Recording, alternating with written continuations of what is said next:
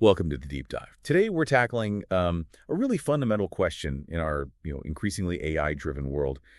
Can these sophisticated chatbots truly be healthy companions? Or are there maybe inherent risks we really need to A understand? big question. Definitely. And to explore this, we're diving into a fascinating new study, pretty much hot off the digital press. Oh, yeah. It's a 4-week randomized controlled trial from MIT Media Lab and OpenAI, published just last month. Big one. Nearly 1,000 participants. And get this, over 300,000 messages exchanged with AI chatbots. Wow, 300,000. That's a lot of data. And this research, the paper's called How AI and Human Behavior Shape Psychosocial Effects of Chatbot Use, a longitudinal randomized controlled study. It gives us some really crucial insights, into how different ways of interacting with AI and different kinds of conversations, well, how they can affect our well-being. Okay, let's unpack this then. Our mission today is really to get under the hood of this study, understand the subtle but, significant ways these AI interactions are influencing us. We're going to look at how different chatbot styles, text, a neutral voice, or maybe more engaging voice, and the types of chats we're having. So open-ended discussions or maybe non-personal queries or even more sort of intimate exchanges. Yeah. How all that impacts key areas. Key areas like loneliness, how much we connect with actual real people if we start leaning too heavily on AI for emotional support. right, dependence. Yeah, dependence, and whether we develop any, unhealthy patterns of using these things. Problematic use, they call it. And it's such a critical area to investigate when you look at the sheer scale of this. I mean, the numbers are, frankly, astonishing. Yeah, like what? Well, Character AI, for instance, they're handling AI companion interactions at a volume that's like 20% of all Google search queries. 20%. Yeah, that's around 20,000 queries every single second. And get this. People are spending about 4 times longer talking to these AI companions compared to, say, professional chatbots like ChatGPT. 4 times longer. And the Reddit community, just for AI companions, it's blown up. Over 2.3 million members now. Wow. Those figures really do put things in perspective. And it's all happening against this backdrop of what many are calling the loneliness epidemic. Exactly. And that's not just feeling a bit down, is it? Chronic loneliness has serious health consequences. Some research suggests it can increase mortality risk by, nearly 30%? Precisely. A huge health issue. And what makes this particular study so valuable is that, previous research on chatbots gave us kind of a mixed bag. Right. Some good, some bad. Yeah, sort of. We've seen hints they could help reduce loneliness, but then also these worries about people withdrawing from real life, becoming too reliant emotionally. So this research really aimed to bring some clarity, to these sometimes conflicting signals. Okay, so after 4 weeks, big study, lots of data. What were the headline findings, the overall impact? Well, what's fascinating here is that on average, participants actually reported feeling significantly less lonely over the 4 weeks. Oh, okay. So that sounds positive. It does, however, and this is a really crucial however, they also socialized significantly less with real people during that same time. Oh, less lonely, but less social interaction. Exactly. Now, it's important to remember, this study didn't have a control group, like people who didn't use chatbots at all for comparison. Right, so we can't definitively say that chatbots cause these changes. It's correlation. Correct. Correlation, not causation, lockdown. But here's where it gets really interesting. The researchers found that the more time people spent using chatbots each day, didn't matter if it was text or voice, didn't matter the conversation topic, the higher their levels of loneliness, emotional dependence on the AI, and problematic use became. So more use equals more lonely and more dependent. Yes. And on top of that, they also socialized less with real people. Okay, that really flips the initial finding on its head, doesn't it? It does. It really emphasizes that the amount of interaction seems critical. It suggests that, maybe a little bit offers some perceived benefit, but spending more time could actually be counterproductive. Like digital snacking, maybe? You mentioned that idea. It fills a gap temporarily, but doesn't really nourish. That's a great way to put it. It might not be fulfilling those deeper needs met by real human connection, and maybe it even displaces the time or energy for real interactions. That makes a lot of sense. Now, what about the individuals who started the study already feeling pretty lonely or maybe already leaning on tech? How did things look for them? That's another interesting wrinkle. The study indicated a tendency for those who started out with higher levels of loneliness, dependence, or problematic use, while they tended to show lower scores in those areas by the end. Lower, so they improved. It seems that way on the surface. But conversely, those who started out really social reported being less social at the end. The researchers suggest this could be partly statistical. Something called regression to the mean extreme scores tend to drift towards the average over time. Okay. Or it could be limitations in how they measured things, maybe hitting a ceiling or floor effect on the scales. Gotcha. So not necessarily the chatbot curing high loneliness, but maybe just scores evening out a bit. Potentially, yes. Needs more investigation. Okay, so let's zoom in a bit. Did the way people interacted text versus voice make a difference? Yes, it did, especially when you control for how much time they spent. Initially, both the neutral voice and the engaging voice seemed to have some advantages over text. Advantages like? People using voice reported feeling less lonely, less emotionally dependent, and had less problematic use. The engaging voice even showed a trend towards more socializing with real people. Okay, that sounds pretty good, but Yeah. you stressed initially, so what happened? Exactly. These early benefits seemed to, well, they faded as people clocked more daily usage time. In fact, spending a lot of time with the neutral voice seemed to actually make things worse on some fronts. Worse. How so? Participants who used the neutral voice for longer periods ended up socializing significantly less with real people and showed higher rates of problematic AI use compared to the text users. Wow, that's a twist. The neutral voice leading to less socializing and more problematic use than text.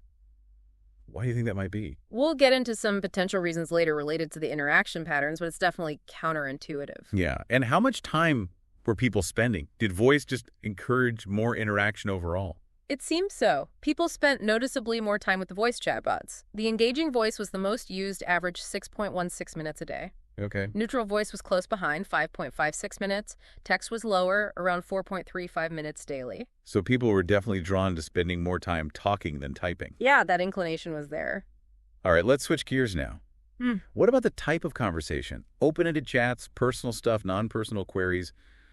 How did that play out? Okay, so looking at average usage levels, having personal conversations was linked to feeling more lonely. More lonely from personal chats. Yes, but also linked to less emotional dependence and less problematic use compared to just having open-ended conversations on any topic. Huh. That's complex. Yeah. More lonely, but less dependent. And it is. And interestingly, non-personal chats seem to be associated with greater dependence, but mainly among the heavy users. Okay. So sharing personal stuff might make you feel a bit more isolated initially, but maybe less likely to get negatively hooked on the AI itself. Is that the idea? That seems to be the initial picture, yes. But again, things changed with higher usage. Of course they did. As daily usage went up, those initial upsides of personal chats started to diminish. And with prolonged use of non-personal chats, people reported lower socialization and greater emotional dependence compared to those sticking to open-ended discussions. So non-personal, maybe task-oriented chat, if done a lot, could lead to less real-world connection and more AI dependence. That's what the data suggests. And interestingly, open-ended discussions saw the highest average daily duration just over 6 minutes. It really sounds like the more people use the AI, especially for certain things, the more these effects could shift, sometimes in unexpected ways. Absolutely. It's definitely not a simple picture. What about individual differences? Did, certain types of people react differently? Yes, definitely. The study highlighted several individual characteristics that seemed pretty significant. For example, women in the study were more likely to end up socializing less with real people after the 4 weeks. Interesting. Also, when the user's gender was different from the AI voice they were hearing, that mismatch was associated with more loneliness and more emotional dependence. Really? Opposite gender voice led to more loneliness. Any theories why? The paper doesn't speculate heavily, but you could imagine it might create a different kind of parasocial dynamic, maybe one that feels less like a peer and highlights the artificiality or the gap, perhaps. Pure speculation, though. Interesting. Any other individual factors? Yes. Older participants showed a greater tendency to become emotionally dependent. Okay. And people who reported a stronger general desire for close relationships, what psychologists call attachment anxiety or tendency, and also those who tend to avoid dealing with their own emotions. They were more likely to end up feeling more lonely after using the chatbots. So wanting connection badly or avoiding feelings made people lonelier with chatbot use. That's the correlation found here, yes. Right. And maybe less surprisingly, people who were already using companion chatbots before this study started, they were more likely to show higher emotional dependence and problematic use during this study, too. That makes intuitive sense, doesn't it? If you're already in that pattern, you might just continue it. Exactly. Prior behavior predicting future behavior. Now, the study also looked at how people perceived the AI, Right. right? Not just usage, but their feelings about the bot. Yeah. What came out there? Yeah, this part is really fascinating. When participants started to see the AI as more of a friend, higher social attraction was the term. That perception was linked to them socializing less with real people and having higher emotional dependence and problematic use. Wow. So seeing it as a friend correlates with pulling away from real friends and getting more hooked. That's what it looks like. Similarly, having greater trust in the AI was also associated with more emotional dependence and problematic use. So the more you trust it, the more you rely on it in potentially unhealthy ways. It seems that way. But it wasn't all negative on the perception front. For instance, when people perceive the AI as being capable of empathic concern, really understanding and caring about their feelings, that was actually linked to them socializing more with other humans. Okay, that's a positive link then. Perceiving empathy leads to more human connection. Apparently so in this study. Also, if people felt like they were kind of catching emotions from the AI, this idea of emotional contagion, that was associated with higher emotional dependence. And interestingly, if people felt empathy towards the AI. Feeling sorry for the bot. Or concern for it. Something like that, yeah. Feeling for its perceived well-being, that was associated with feeling less lonely themselves. That's quite a complex web of perceptions and feelings, isn't it? Even with just code. It really is. It highlights how much our own psychology shapes these interactions. So the researchers didn't just rely on surveys, right? They actually looked at the chats themselves, the interaction patterns. They did. This exploratory analysis of the messages, the actual interaction data, uncovered some really key differences between text and voice. What did they find? Well, text-based interactions showed higher levels of emotional language, like emotion words, and also more self-disclosure. That's from both the user and the AI model. More emotion in sharing in text than in voice. Yes. Yeah. And this might help explain why text, despite seeming less human, was linked to higher emotional dependence and problematic use for the average user. More intense emotional exchange happening, perhaps. So talking might feel more human, but typing might actually pull out more intense emotional stuff, potentially leading to stronger attachment. That's a plausible interpretation of that finding, yeah. And remember how the engaging voice was rated as happier? Well, despite that perception, it didn't consistently lead to users expressing more emotion in their interactions. So happy voice didn't equal emotional user? Nope. And the type of conversation differed too. Engaging voice had more just casual chat. Neutral voice prompted more requests for advice and suggestions. And text? Text had more procedural guidance, like step-by-step help, information delivery. So people really were using the different modes for slightly different things. Tool versus companion versus advisor. It looks that way. And another key finding from the chat analysis, text modality consistently got higher rates of prosocial responses from the AI. Prosocial, like? Things like expressing empathy, giving self-care reminders, offering validation. Text bots did that more often. Okay. And the voice bots? They showed some distinct, let's call them socially improper tendencies. The engaging voice was more likely to ignore user boundaries. Oof. Overstepping. Yeah. While the neutral voice was more likely to just fail to offer support when maybe it should have, or come across as lacking empathy. Wow.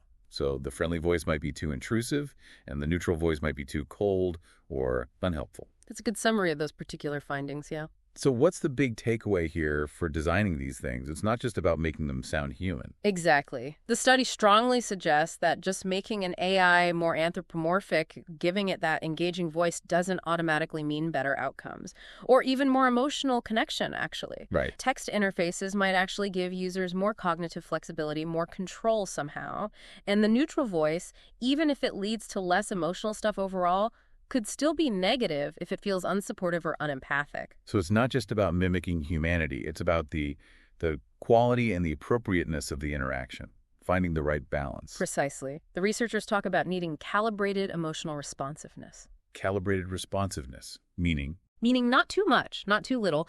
Too little engagement, like the neutral voice perhaps, can be bad, but maybe too much, or the wrong kind, like potentially in some text interactions, or the boundary-ignoring voice, can also be problematic. Hmm. The goal, they suggest, is for chatbots to handle emotional stuff helpfully, supportively, but without creating unhealthy dependence or replacing real human connection. That social snacking versus digital substitution idea again. Got it. Okay, so based on all this complexity, the researchers actually identified some distinct user patterns, right? Like different ways people tend to interact and who might be more vulnerable. Yes, they proposed 4 distinct patterns based on their analysis. It's quite insightful. Okay, walk us through them. What's the first one? The first is socially vulnerable.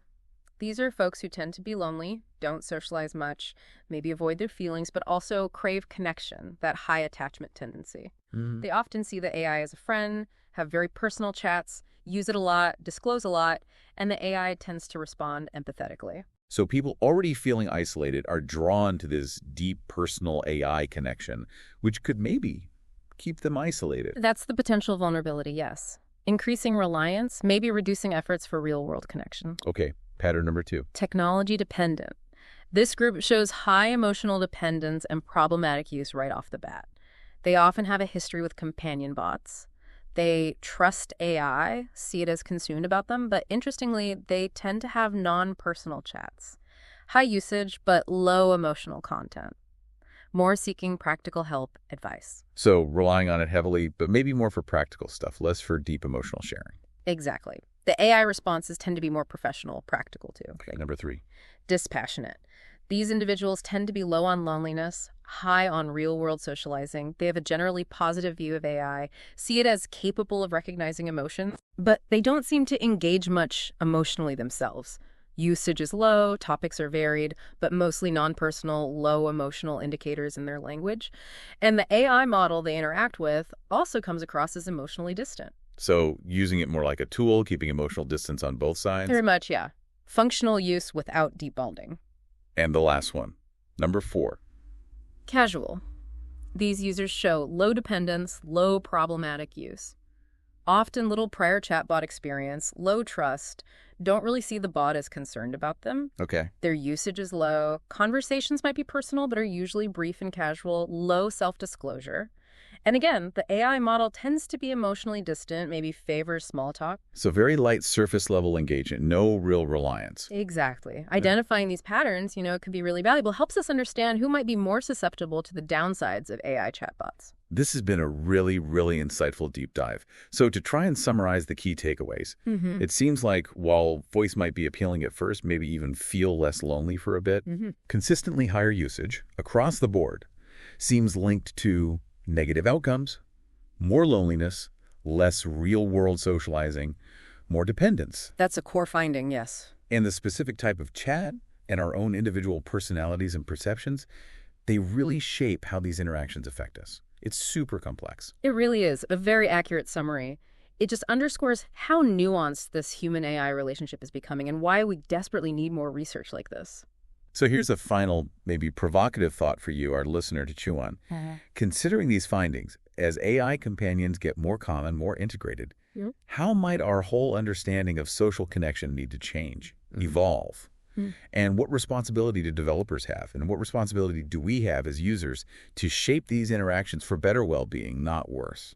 Those are huge questions, really important ones to grapple with. It pushes us to reflect on our own tech habits, doesn't it? And maybe to actively seek out ways to keep digital use healthy, nurture those vital real-world connections, because as the researchers stress, these are still early days, relatively speaking. Right. Preliminary findings in some ways. Exactly. We need longer studies, more diverse groups of people, different AI models to really get the full picture. Well, thank you for joining us for this deep dive. We really encourage you to think about these issues, maybe check out some resources on healthy tech use. We could put some links in the show notes. Good idea. Until our next exploration.